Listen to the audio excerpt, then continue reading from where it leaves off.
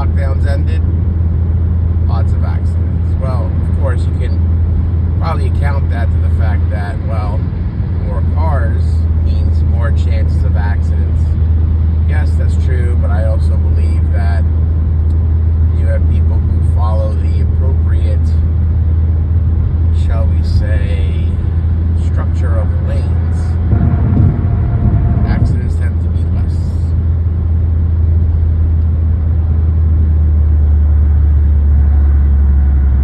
So, I was thinking what the next topic would be to discuss. And one question that I have seen a lot was how to do medical school with children.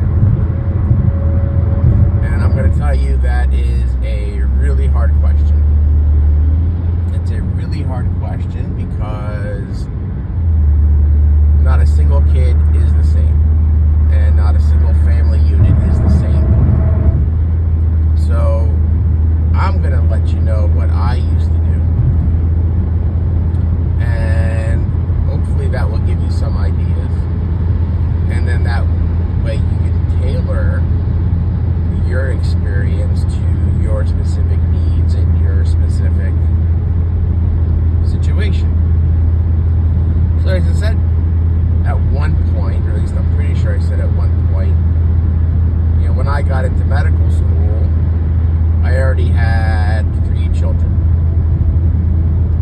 My eldest was around 5, then I had a 3-year-old, and then a 1-year-old.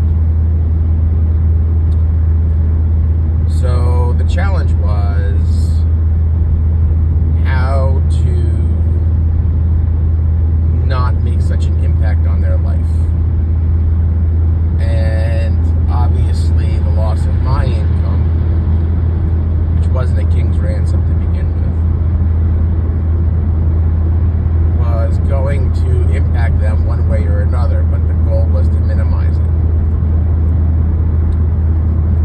One of the things was that my wife insisted that I be home for dinner. So I treated medical school like a full-time job. I went in at 8 o'clock in the morning when classes started. And then, so right now, just a little side note, going through this hairpin turn, which initially was created because there was a military installation around here. And right here in the left side, a lot of wetlands. Never wound up building the military installation, but they kept this ridiculous hairpin turn for decades. And they have been working to get rid of this hairpin turn and constructing this system of flyovers and overpasses since 2007. It is now 2023 and they're still not done. In fact, they had a setback because there was an engineering snafu, and luckily the road still wasn't open because it collapsed. So when we're going to get this, and right above is one of those new flyovers, so when we're going to get this new fully constructed and functional system, I don't know, and I don't think anyone knows. But that goes par for the course in New Jersey, since a lot of money changing hands. You see what I mean? People like this who didn't know how to change lanes was not there during the lockdown. Anyway, getting back to the topic at hand. So I would go into class at around 8 o'clock in the morning, and then at around 5 o'clock I would immediately head home.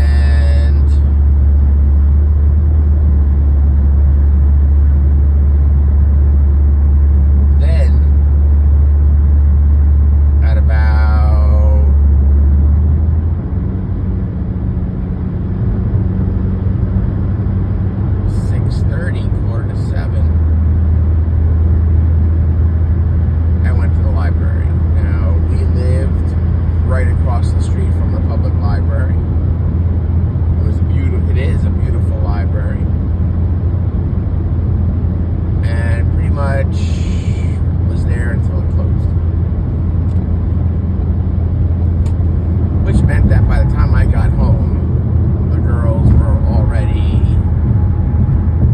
sleeping. Took a little bit of a break and continued to study. Repeat the next day. Now, this would happen Monday through Thursday. Friday, I'd come home and I would put all of my material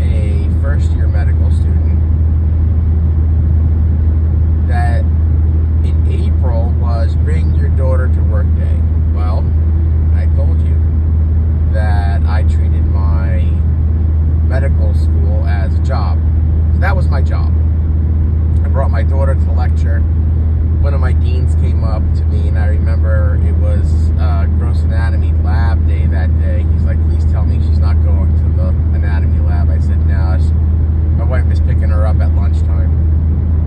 But she came to class with me. We took a lot of pictures together. It was a lot of fun. So it is possible to do medical school with kids, young kids. Obviously, it's a little easier to do it with older kids. In fact, that might be a little more fun because, you know, you can all go to the library together and study together. But you have to remember that you need to put effort into this. This is not going to just happen spontaneously. You need to put the work in. You need to schedule the time. Because let me tell you something. Your kids, regardless of whether or not you're in medical school, are going to grow up.